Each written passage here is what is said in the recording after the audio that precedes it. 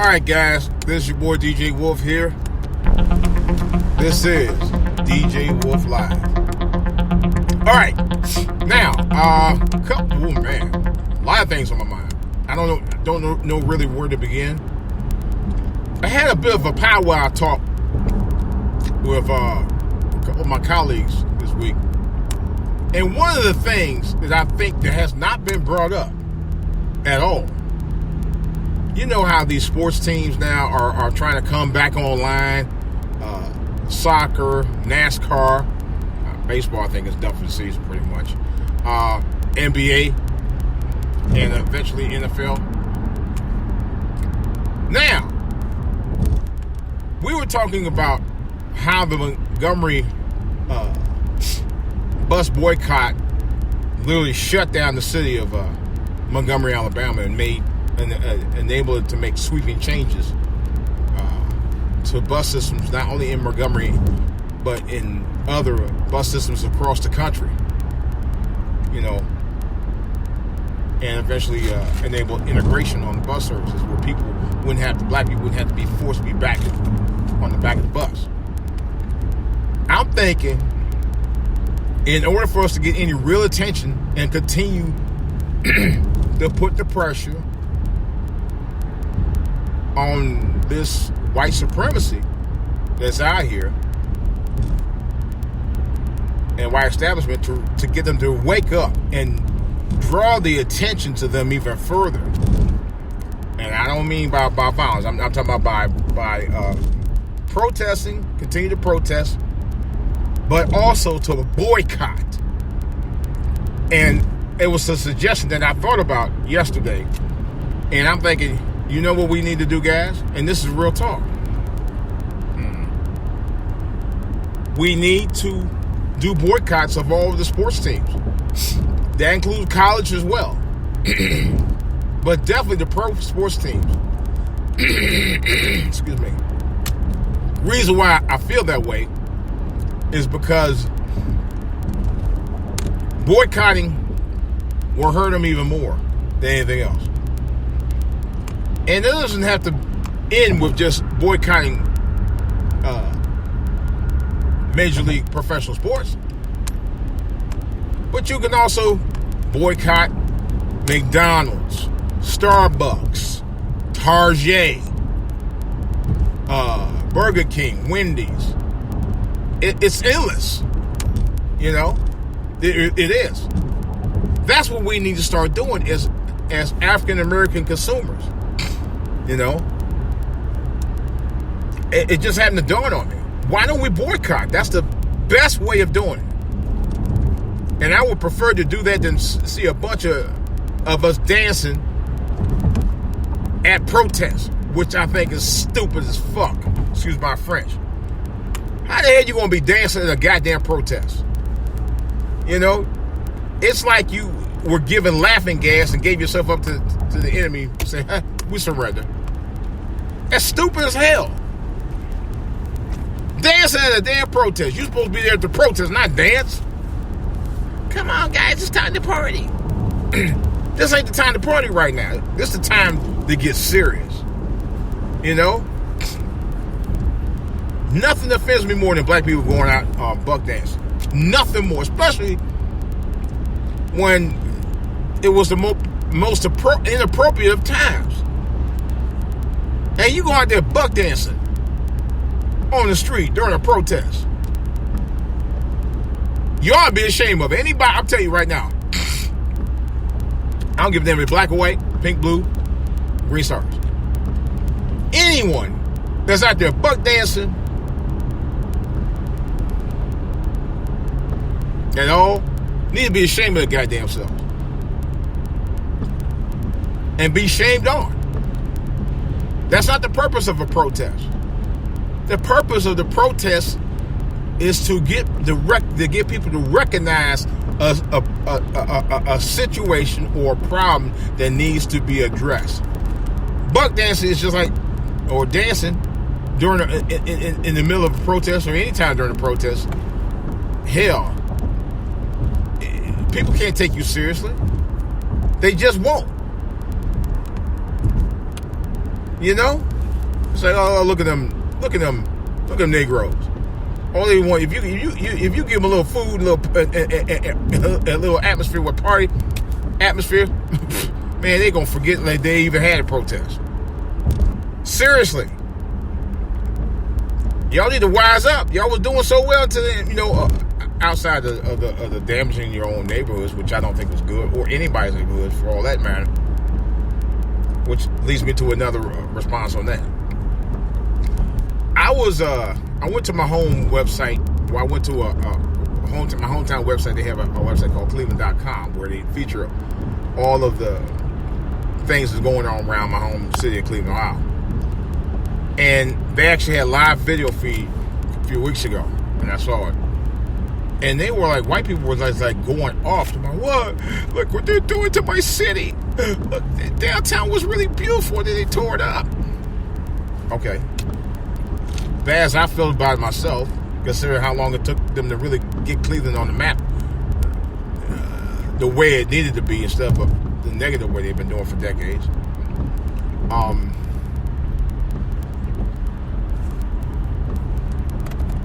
But nevertheless, I wasn't concerned about the damage as long as people weren't hurt. I wasn't concerned about the damage of what they did downtown, although it's sad that they did. I was more concerned about the fact that it had to come to people doing that in order for anybody to recognize anything. But the only thing that white people recognized was the fact that the stores was damaged. It was beautiful. You're messing it up and everything. Man, wow. You know, they were more concerned about that than they were about the reason why it happened in the first place or what led it to happen. You know? This is a wake-up call, y'all. It's time for white people to get out their motherfucking comfort zone. See, they like for their situations to be comfortable while ours are unreasonable and unsettling, like it has been for the last 401 years. You know? I told this story to a colleague of mine. It's an absolute 100% true story. My dad had went to, it was so much tension down in Mississippi around time that my dad became of age when he was around, I think, 12, 13, whenever. The same year, it was actually the same year that Emmett Till left Chicago to go to Mississippi. True story. They left the same time, same year. I don't remember around the same time, but my dad was actually really, he despised white folks even as a teenager so bad that my grandfather had to get him up out of there. He had to get him out of there. And he ended up going to Chicago, where he stayed until he moved to Cleveland in late 1959.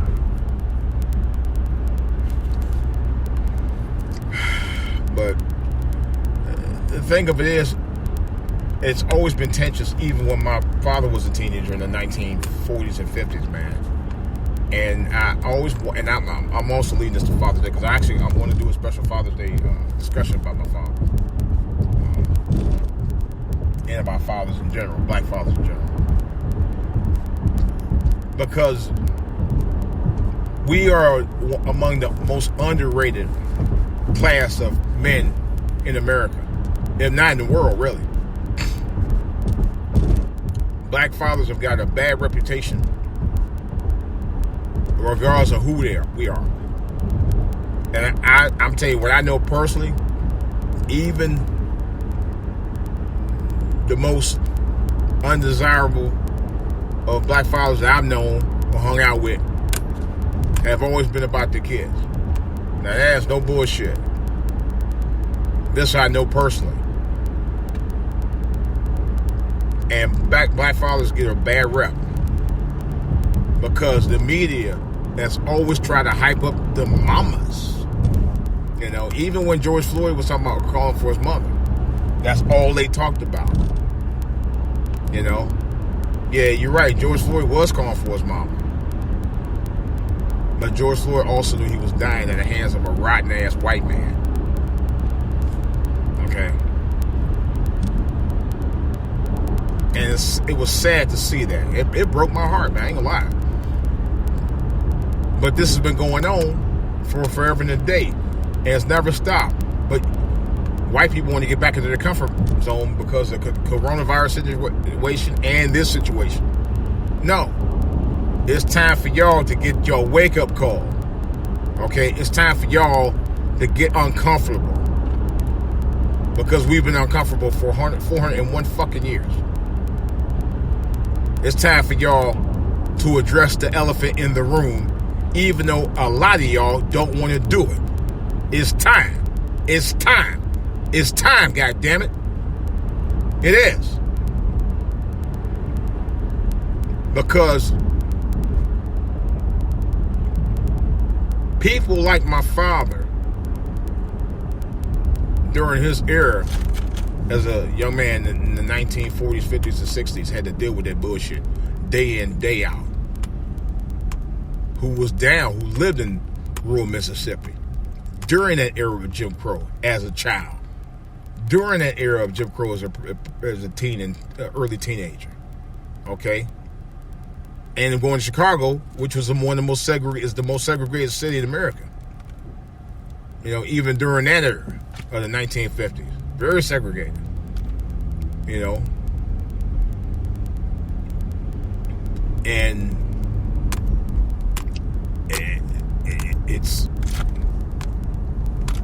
the fact that he did have a strong hatred for white people, not completely, but he did not like, did not like at all. And I can understand where he was coming from.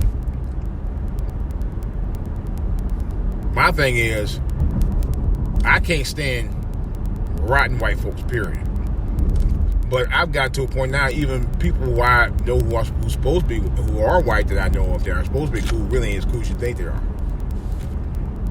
And I learned that 8 years ago, ever since the murder of Trayvon Martin, how uncool a lot of white people you think are cool really aren't.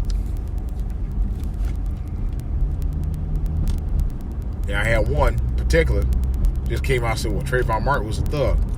You basically wrote him off because it was, like that was an excuse for him to have been murdered by George Zimmerman. There was no excuse for that. No excuse at all. But white people want to get a pass for doing dirt on black folks. And I'm tired of it. I'm personally tired of it.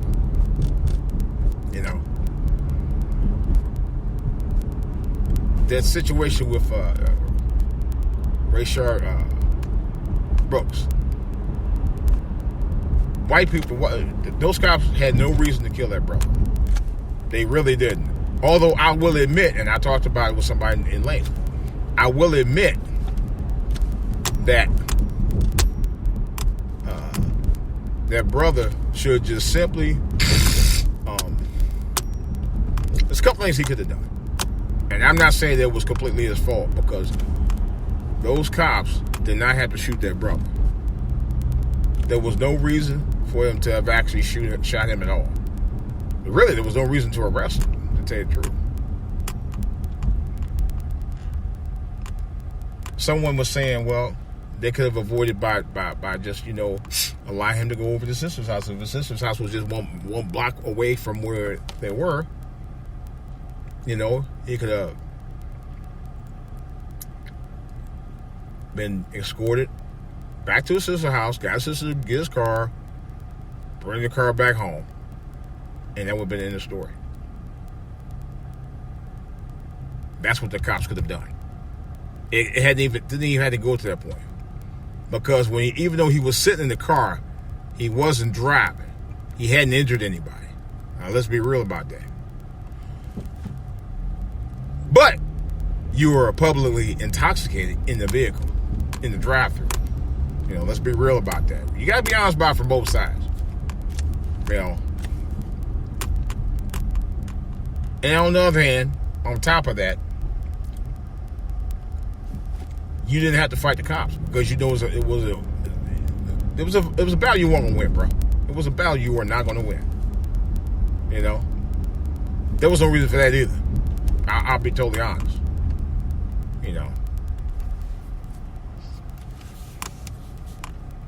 And then on top of that, on top of all that,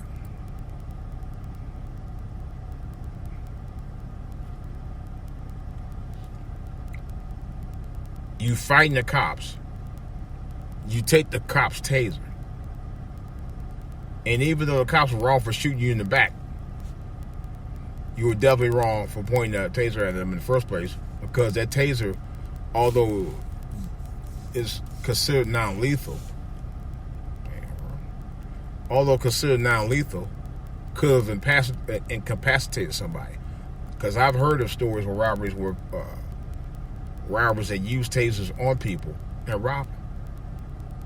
That's documented. You know, and that's why I said, you know, and on top of it, the guy had 3 kids. He was father of three children.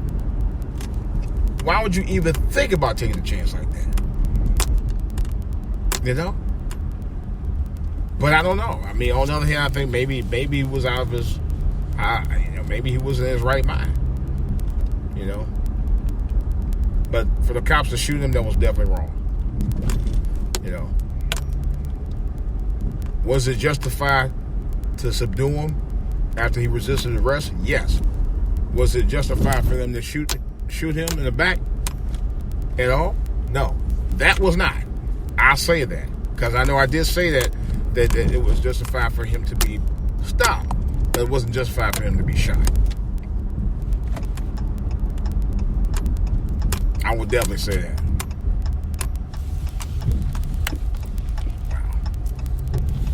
But people, we got to think about the things we get into when we get in certain situations. You have to think about it. You just can't just do what you want to do, so to speak. You cannot. That's not the intentions. We don't have the luxury to be just going out willy-nilly, just trying to fight cops any damn way. Especially when you're up against 2 cops and both of them got guns. Okay? That I will say. You know? There's certain situations you have to really, really think about. I understand that you fear a reproach of cops. I do every day in my life. Not only for me, but for my family too. You know? Some of us gotta use common sense. Some of us don't. You know? Some of us clearly don't. But some people use that excuse about, George Floyd was doing this. He robbed a pregnant woman, blah, blah, blah. Okay, you talking about what he did before. We ain't talking about what happened to him by the cop. And like somebody said, a lot of times, y'all white people, and I will say, y'all white people use that as a diversion to try to distinguish what happened before to what's going on now.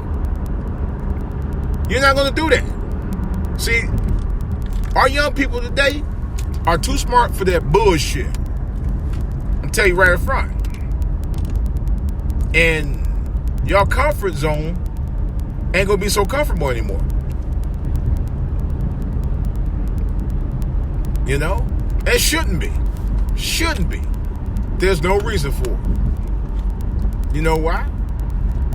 Because you aren't the only people that live in this world. You aren't the only race of people that live in this world, let alone this country. This country and this world is a lot bigger than you.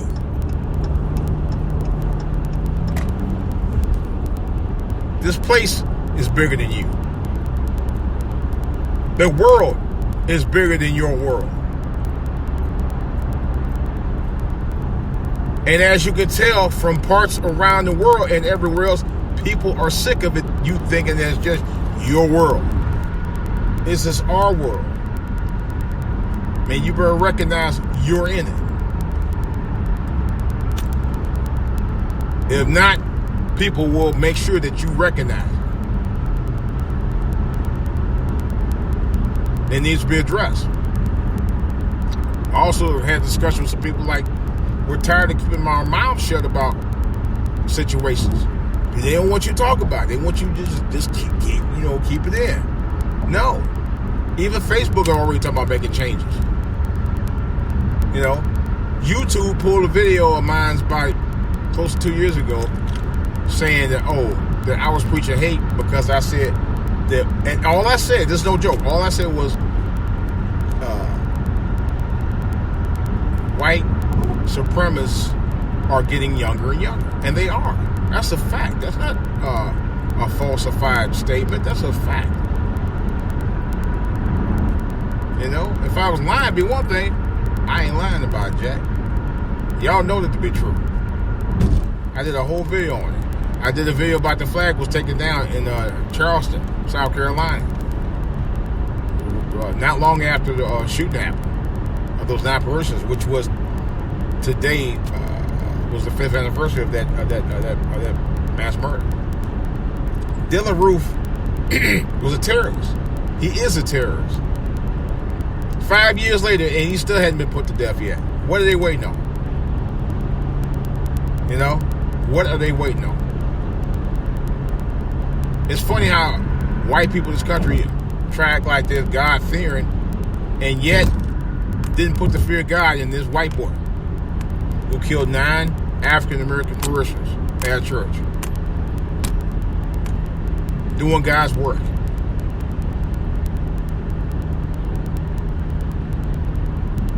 I'm going to tell you, that was a crazy day. I mean, a crazy night, because I was in Colombia down there. And the crazy part about it was, I was in Colombia to see my son. He was down there for training. And I don't know, it was some white people, a bunch of hillbillies stayed over there at the hotel where I stayed at that very night. No joke. It was maybe about 8, 9 of them. And I walked out the hotel. Thank God the hotel and the restaurant was right next door to each other. It just happened to be right next door. Yeah.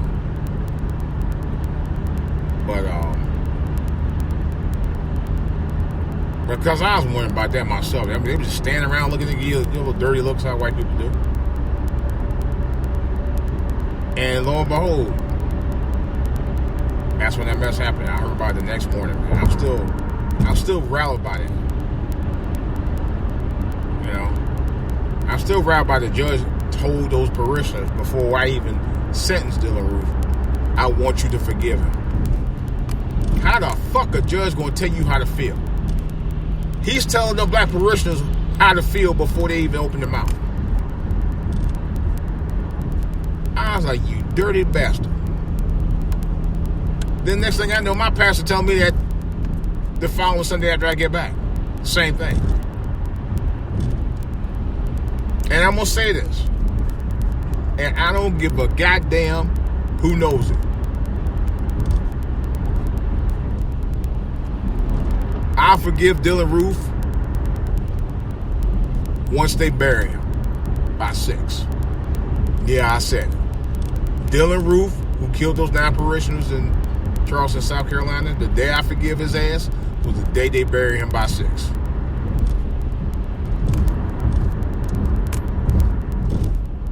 The only way.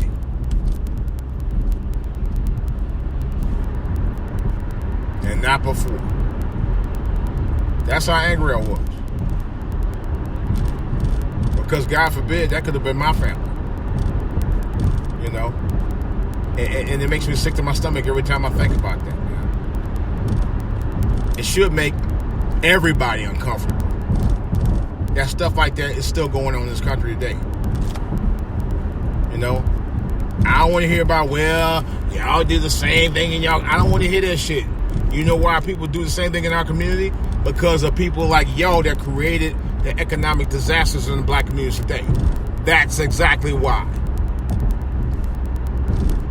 So I don't want to hear it. Y'all are blamed for that too. But you'll use that excuse about, wow, black and white. Fuck, don't talk to me about that bullshit. Talk to me about what y'all doing first, and then we'll talk about the other shit later. Don't try to throw my attention off of what's going on in my community outside of what's going on everywhere else. That's what y'all do. You know? Your concern is about your own world. But your world is a lot bigger than the world you're in. beyond question.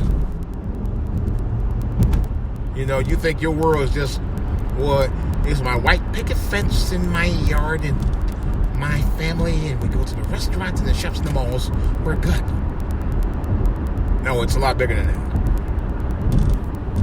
But that's the problem with y'all. Y'all been racist forever. Every other race is you perceive as being under your thumb. You talked about not only our race, and you talked about people of different nationalities, like they're worse than you and all that other stuff.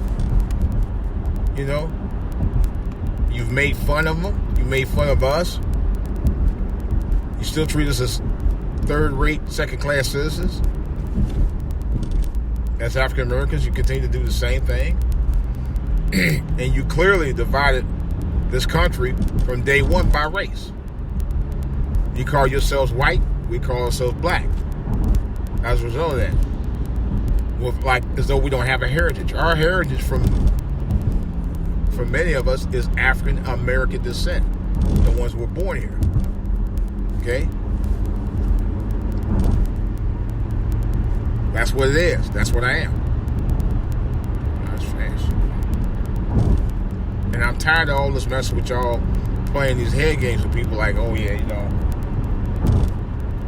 you're not part of this. We've always been part of it. You know, I'm tired of people telling me about, because we have millionaire football players who happen to be black playing football, that they can't actually take a stand on something that's wrong and been clearly wrong in this country for 400 years. And you tell me, well, they need to get their ass out there and play football. This ain't the time. This ain't the place. Okay? If that wasn't the time, that wasn't the place, when the fuck is the time and when the fuck is going to be the place when to do it and when you're going to listen?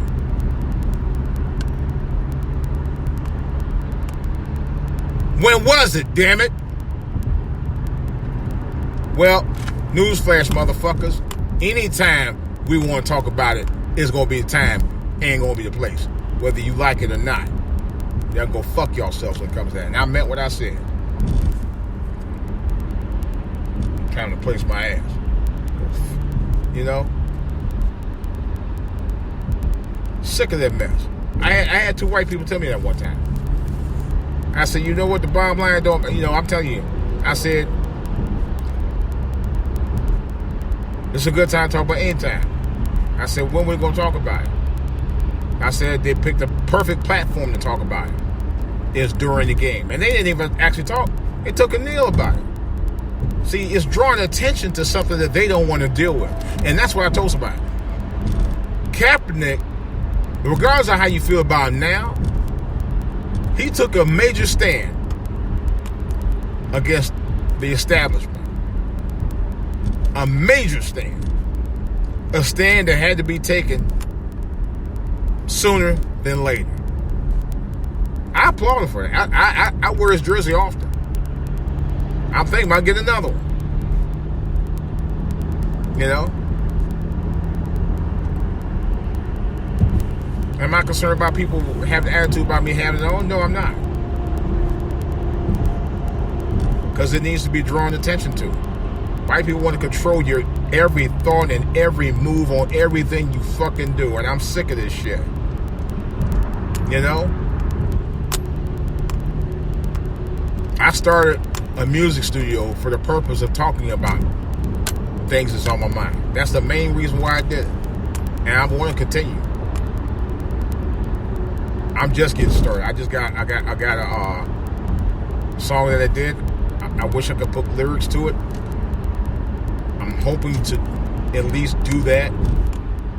You know, I did it on my MPC about 2 weeks ago. And I finally got it prepared.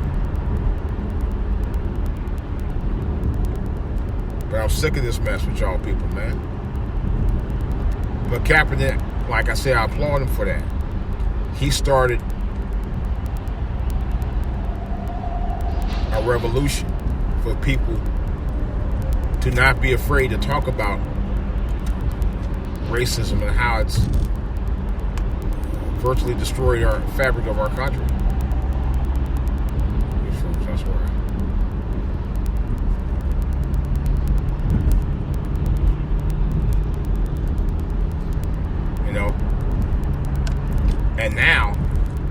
everybody in the world's talking about it. Not just black people anymore. Everybody's talking about it. Black people, white people, Hispanic people, people in almost every major country in this world is talking about it now. Protests left and right. You know? People are tired of bullshit. Everywhere. And it's still going on. Been going on for 2 weeks. We had a couple of them right out here in Southern Maryland. Had 2 big ones. I wish I went to one. I want to videotape one. That's what I hear about going to. Mark my word. Right at the courthouse.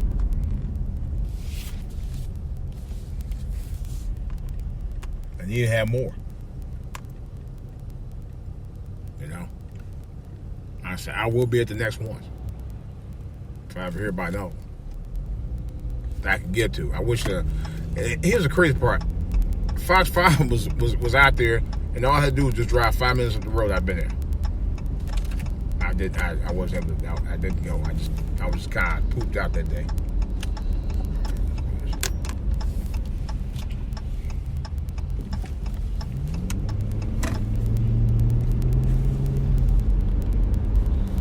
But it was a sight for sore eyes. I'm actually gonna look for video for that. I'm actually see if I can post it on my channel. I'm sure I'll find it.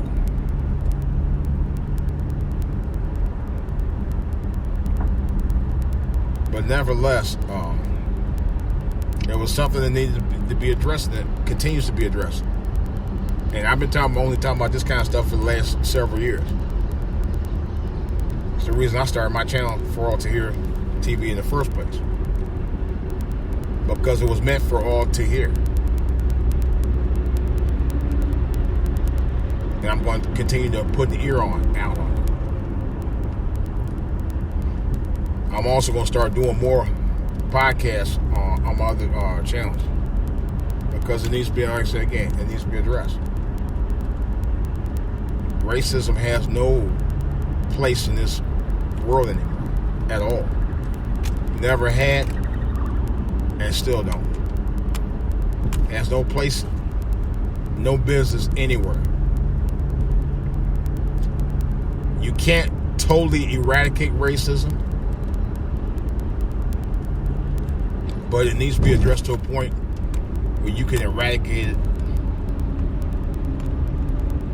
from our lawmakers and from the policies. That's where we need to eradicate it the most from. Trump supposedly has an executive order on quote-unquote sweeping changes. And I looked at some news reports about it. Believe me, it's more of the same bullshit. The same song and dance has been for 400 years. You know, talking about chokehold. It's the same. It's not sweeping policy. It's not enough, and we should be on the grind to make sure that we let them know it's not enough. Be peaceful and mindful about it, but we definitely need to let them know it ain't enough. It's unacceptable. You know, it really is. Although, I will admit. It's a start, but it's not enough. It's not even close. But he does acknowledge it. And I hate to admit it, but I will give Trump credit. At least he made the effort that Obama never tried to do. And Obama knew that this stuff had to take place, just like Trump did. Trump, and I said, I'm not a fan of Trump. I'm still not a fan of Trump. I don't trust Trump as far as I can throw him in terms of my feelings about it. But why was it that Trump could actually use executive privilege to make those kinds, or put in place those kind of changes that Obama didn't do? Executive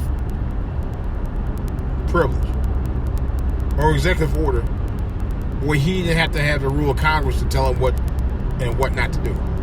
Obama didn't take that with us. And he very well could have. If he really wanted to. He didn't. He pushed it out. And I'll say that. He pushed it out. Damn shame, man. He did everything for everybody except us. He made sure he put changes in place for everybody except us. Matter of fact, there were sweeping changes about the laws of discrimination against LGBTQ. They got passed. Sweeping changes. They got passed. And here's the thing that really pissed me off about the LGBTQ organization. Every time Black Lives Matter movements groups make moves to try to make sweeping changes, get sweeping changes on our benefit, they glom onto our stuff, and then they in turn draws attention to them about their issue, and then they get recognized. We don't. We get bypassed. I'm sick of that. I have nothing personal against LGBTQ. I know a few, but when it comes to that thing, in terms of how is it that every time we try to do something, they glom onto our marches, and then it's about their issues. And they always put their issues right in the forefront behind ours. And no, they put it in front of ours, matter of fact. When they should be backing us up on our issues, because our issues are never addressed the way it's supposed to compared to theirs, which have been getting addressed all the way from the Obama years on up. It's ridiculous. Totally ridiculous. It really is. That's the problem I got. I don't know about y'all. Alright, a couple of news notes here. Special edition of DJ Wolf Live will be coming up between now and Father's Day. I'm going to do a serious special conversation about that. That's coming real soon. That will be addressed between now and Sunday. Also, be on the lookout for a couple of special episodes of DJ Wolf's Music Box. I'm actually thinking about posting one of my songs I did. Was a song I did 2 weeks ago, and I was able to go ahead and edit and reform the song itself. So it's ready to go. I'm thinking about either playing it as an instrumental or probably playing it as with lyrics. I haven't decided on that yet, but I'm gonna try and get that posted real soon because commemorate Father's Day and to the memory of my father. So that's coming up. I might just actually post it on Facebook and then post it on YouTube later on.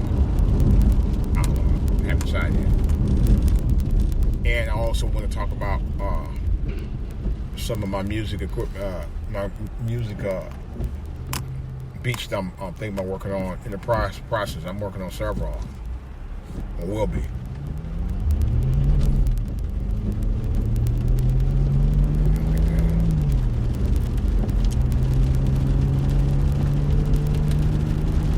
Alright guys, well, that's all I got, but I will be bringing more in later this week to talk about a lot of hyperbole and bullshit that's been going on with Trump, coronavirus, and all this other crap. It's DJ Wolf.